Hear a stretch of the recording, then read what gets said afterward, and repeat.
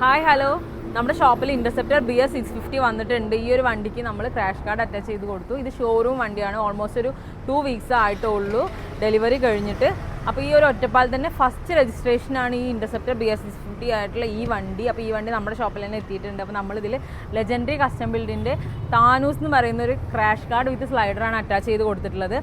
ഇത് ഈ ഒരു വണ്ടിക്കായിട്ട് ഇറക്കിയിട്ട് കമ്പനി ലെജൻഡറി ഇറക്കിയിട്ടുള്ള ക്രാഷ് കാർഡാണ്. ഇത് സ്ക്രാംബ്ലർ ടൈപ്പ് വണ്ടിയാണ്. അപ്പോൾ ഇത് ഓഫ് റോഡും കാര്യങ്ങളൊക്കെ യൂസ് ചെയ്യാനും കൂടി വേണ്ടിയിട്ടാണ് കമ്പനി ഒരുപാട് ഫീച്ചേഴ്സോട് കൂടി ഇറക്കിയിട്ടുള്ളത്. ഇത് ഡിജിറ്റൽ വിത്ത് GPS ആണ്. ഇതിൻ്റെ ഈ ഒരു സിംഗിൾ ആയിട്ടുള്ള ഒരു മീറ്ററാണ് വന്നിട്ടുള്ളത്. അതുപോലെ തന്നെ LED ഒരു ഇൻഡിക്കേറ്റർ വന്നിട്ടുണ്ട്.